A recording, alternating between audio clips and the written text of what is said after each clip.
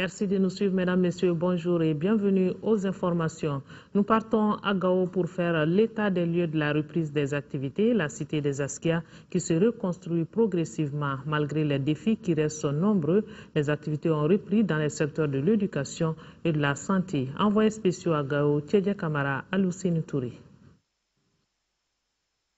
L'hôpital Hangadombo Moulay de Gao est l'une des rares infrastructures de la région qui a fonctionné bon an, mal an durant l'occupation. Cependant, à l'instar des autres structures socio-sanitaires, il souffre de manque de médicaments et de personnel. Avec les systèmes de gravité, vous constatez que ça fait augmenter la fréquentation au niveau de l'hôpital et ça rend du coup l'insuffisance en médicaments. Donc ce qui est le côté intrant, pour l'imagerie, les laboratoires et autres, là aussi, on se trouve dans des difficultés parce qu'il y a des ruptures en intrants. Pourquoi? Parce que la demande est beaucoup plus forte et le partenaire, il est lent dans le système d'approvisionnement. L'autre problème, le ministre l'a dit, je pense que nous avons bon espoir, c'est par rapport au personnel. Il y a à peu près 5 ans et il n'y a qu'à peu près 10% qui sont des fonctionnaires de l'État. L'éducation a également beaucoup souffert de cette parenthèse temporelle qui a vu les occupants saccager toutes les infrastructures et bouleverser les habitudes scolaires de la région. Mais aujourd'hui, l'espoir renaît avec la reprise en main par les services techniques de toutes les catégories d'enseignement. Tous les jours, nous recevons beaucoup d'enfants, si bien que dans les écoles aujourd'hui, les tableaux bancs, il n'y en a pas. J'ai été dans une classe de première année à Sosokoira, une classe de 154 élèves, il n'y a aucun tableau banc. Les djihadistes s'en servaient pour faire du bois de chauffe. Donc, matériel didactique également, des livres, il n'y en a pas. La collaboration avec les populations a permis beaucoup d'avancées dans le rétablissement de l'État. Les populations ne demandent que la présence de l'État à travers ses démembrements. Le retour des fonctionnaires serait, selon les habitants de Gao, un gage de sécurité et de sérénité. Restons à Gao pour signaler qu'une mission politique des Nations Unies y était la semaine dernière et c'était pour installer une base politique dans la ville. Outre cette mission, le ministre de la Défense du Niger, Mamadou Kadjouri, était lui aussi à Gao samedi pour rendre visite au contingent nigérien et il se dit fier du travail abattu par ses hommes sur le terrain. Envoyés spéciaux, Daouda Sidiki Diara, Massa Doumbia. Après le ministre français de la Défense et le président de l'Assemblée nationale française, c'est le ministre de la Défense du Niger qui est venu saluer et encourager les forces présentes à Gao. Je viens rendre visite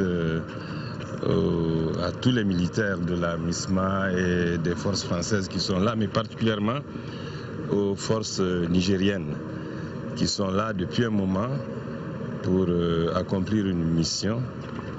C'est aider nos frères maliens à libérer leur territoire de l'emprise des narcotrafiquants et des terroristes et à maintenir la paix, à sécuriser les personnes et les biens sur l'ensemble du territoire malien. En plus, Mamadou Kadjouri est venu apporter un message à ses compatriotes. Je veux leur demander de continuer à se comporter de manière exemplaire, ce qu'ils ont fait jusqu'ici. Et je leur dirai que là-bas à la maison, nous les accompagnons avec nos prières quotidiennement. L'Organisation des Nations Unies est dans la logique d'installer une base à Gao. Une mission politique vient de rencontrer le gouverneur dans ce sens. On a bien discuté comment on peut travailler avec le gouverneur et l'administration avec la reprise de ses fonctions ici. Aussi, on attend la relève de l'économie ici. Donc, on va voir comment ensemble on peut travailler pour vraiment voir un bon avenir pour la région de Gao. En tous les cas, les choses s'accélèrent pour que notre pays retrouve sa stabilité. Cultiver l'art de parler chez les élèves dans le contexte de la crise malienne, c'est l'ambition du mouvement Jeunesse Avenir MJA Mali. Ce mouvement qui a mis en compétition les élèves de l'Académie de la Rive Droite en organisant un concours d'art oratoire. Le thème choisi est rôle et place de la jeunesse pour la paix. Cheikh Mar Sangari nous en parle. C'est le lycée Cheikh Anta Diop et le second cycle de Ecovie qui ont remporté les premières places chacun dans sa catégorie lors de ce concours d'art oratoire. L'activité est la suite de 2 mois de formation sur les techniques d'expression orale et de communication initiées par les MJA Mali pour les élèves de l'Académie d'enseignement de la rive droite. La diction, les principes de base de la parole en public, la confiance en soi dans les débats ont été entre autres modules de cette formation. L'objectif est de cultiver l'art de parler chez les places de la jeunesse. La crise touche d'abord la jeunesse qui est l'avenir de demain. Tant qu'il n'y a pas de paix, difficilement la jeunesse a l'opportunité de s'épanouir et de réussir. Voilà pourquoi nous avons initié d'abord une formation de 2 mois et au-delà de ça maintenant, leur permettre de parler sur ce thème, rôle et place des jeunes pour la paix au Mali. Paix sans laquelle rien n'est possible. Pour le concours proprement dit, chaque candidat a pris la parole devant la situation du Mali et appelé par les talents des jeunes en la matière. Apprendre à s'exprimer. Dans le cadre des autres projets que nous avons en cours. Les malades redoutent aussi le coût des examens qui sera désormais à leur charge. C'est un défi qui attend les autorités camerounaises dans ce pays où plus de 600 000 personnes vivent avec le VIH.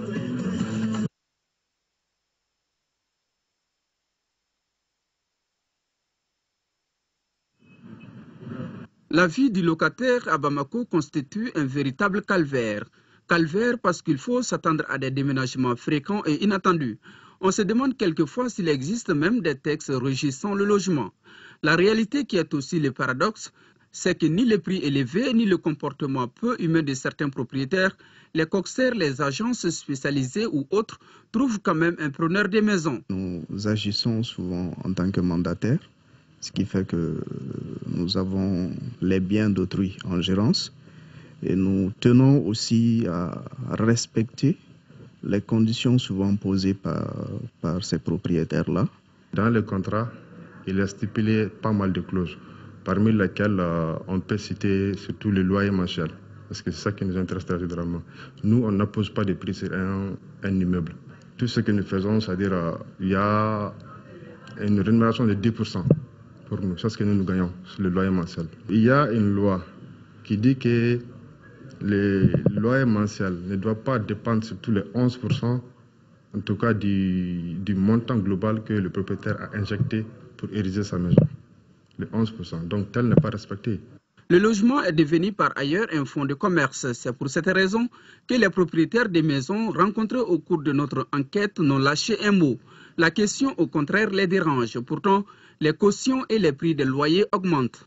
Le salaire du Malien est très bas et les maisons qui peuvent être à leur disposition, le prix de ces maisons-là sont relativement élevés par rapport donc au salaire. Le problème de logement à Bamako est très délicat parce que la location n'est pas facile du tout. Même si tu payes régulièrement ta location, des fois si tu as eu quelques problèmes avec le propriétaire, tu as des problèmes. Bamako oblige ses habitants à de nouveaux comportements liés aux différents critères dictés souvent par les propriétaires des maisons. Dans la sous-région, la location c'est en fonction du mètre carré. Ici, les propriétaires ils viennent pêle-mêle, ils donnent leur prix et on accepte. Que la maison soit donnée ou qu'il refuse de donner sa maison à un célibataire ou qu'il pose des conditions, je crois que c'est quelque chose qui engage en fait le propriétaire. Mais dans tous les cas, le secteur de l'immobilier, surtout de la gestion immobilière au Mali, a besoin d'être encore structuré. L'État doit avoir une bonne politique de logement pour pouvoir combler tout cela. Je crois qu'il faut une bonne planification. La planification, ça englobe plusieurs secteurs.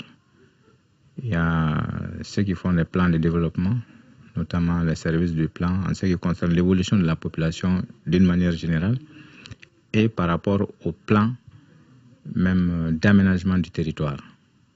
Pour résoudre les problèmes de logement, l'État a mis en place des politiques d'habitat. On peut dire que les divers types de morcellement sont à l'origine de ces politiques. Les 4 types de parcelles d'abord. Nous avons les parcelles sociales qui font 200 mètres carrés. les parcelles économiques de 200 à 250 mètres carrés, les parcelles standards, ça varie de 250 à 300 mètres carrés, les parcelles type villa varient plus de 300 mètres carrés. Les différents types de logements, nous avons les logements très économiques, nous avons les logements économiques, les logements moyens standing et les logements standing. Les Bamakois sont attirés par le centre-ville. Cette concentration des populations, soit pour vivre de plus près des services indispensables, soit pour échapper au goût des transports, accentue elle aussi les problèmes de logement. Les prix des maisons ou des logements varient la plupart du temps en fonction de la position. Les zones à forte activité économique coûtent plus cher. Alors que vous pouvez trouver des maisons bien construites, mais si c'est loin des centres, c'est des maisons qui peuvent revenir moins chères. Donc, je crois que par rapport à ces problèmes, la réflexion doit être menée à plusieurs niveaux. Voilà, la coupure d'électricité a fait qu'il n'y a pas eu de lancement pour 2 reportages. Vous venez donc de suivre le dossier consacré au logement à Bamako. En général, les locataires de maisons se plient aux lois des propriétaires et promoteurs des agences immobilières qui servent d'intermédiaires. Et ce secteur qui aurait pu contribuer favorablement à l'économie du pays semble mal contrôlé. C'était un constat de Garibou Pérou. Et auparavant, vous aviez suivi un reportage sur le Cameroun où l'ONG Médecins sans frontières a mis fin à une mission de 10 ans. Elle estime qu'elle a atteint son objectif en apportant son soutien à 10 000 personnes. Nous allons poursuivre donc avec la page sport football, Ligue africaine des champions, et c'est la fin de course pour le Djoliba AC. Hier, les Rouges ont été accrochés 1 but partout par les Éthiopiens de Saint-Georges, déjà victorieux à l'aller 2-0. Siragatou Sissé nous fait le résumé du match. Djoliba AC Saint-Georges d'Éthiopie, match de vérité pour les Rouges afin de poursuivre l'aventure africaine. Tout laisse à croire que les exploits antérieurs galvaniseraient la troupe. Le Djoliba a d'entrée de jeu posé son empreinte sur la rencontre. À la 27e minute, au prix d'un pressing haut, Janvier Abouta récupère le ballon et centre pour Samba Diallo. L'international junior d'une tête piquée par le portier éthiopien. 1-0, score à la mi-temps. C'est la folie dans les gradins. Le retour des vestiaires, le Djoliba est relâche. Sur un corner, le capitaine de Saint-Georges, Diego Debébé, prolonge le cure avec une facilité déconcertante. 1-1. Nous sommes de mort au stade Modibo Keïta. Un but lourd de conséquences pour les Rouges. À ce moment précis, le Djoliba devait marquer 3 buts supplémentaires pour accéder en 8e de finale. Les Éthiopiens ont géré le duel jusqu'au coup de sifflet final. On ne voulait pas s'arrêter à ce niveau. Bon, c'est la loi du sport, on est obligé d'accepter ça. Donc. Maintenant, c'est à nous de relaver la tête et puis de voir vers l'avant parce que c'est très difficile à digérer, mais c'est notre job, donc c'est obligatoire d'accepter cette défaite et puis ça continue, quoi. On est venu en jouant à la défensive, on était serein. Notre problème, c'était de défendre en espérant qu'on ne va pas encaisser. Malheureusement, en première mi-temps, on a pris un but, on n'a pas baissé les bras, on a continué à pousser et pousser. Dieu merci, nous avons marqué un but et nous étions déjà sûrs que là, on ne pouvait plus en prendre. Et même si on en prenait, on ne pouvait pas perdre le match. Le parcours du Djoliba s'arrête en 16e de finale. Un grand coup vient d'être raté. Le week-end a été particulièrement dur pour nos clubs engagés. L'US Bougouni et les 11 caractères de Nyarela sont éliminés de la Coupe de la Confédération. Ils sont rejoints par le Djoliba AC en Ligue des Champions. Seul le Stade Malien de Bamako a obtenu sa qualification avec brio pour les 8e de finale. Les Blancs affronteront les Camerounais de Coton Sport de Garoua. Match aller les 19, 20 et 21 avril.